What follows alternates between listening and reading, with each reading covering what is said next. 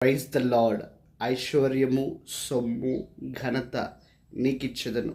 దినవృత్తాంతములు 2వ గ్రంథము 1వ అధ్యాయం 12వ వచనం ఉన్నటువంటి మాట ఇది. మన దేవుడు ఇచ్చేవాడు అనేటువంటి విషయాన్ని మరొకమారు ఇక్కడ స్పష్టంగా మనకు కనబడుతుంది. మన నూతన నిబంధన గమనించినట్లయితే ఆయన తన ఏకైక కుమారుడైనటువంటి యేసుక్రీస్తు ప్రభువుని మనకి ఇవ్వడానికి వెనకాడలేదని వాక్యం చాలా స్పష్టంగా సెలవిస్తుంది.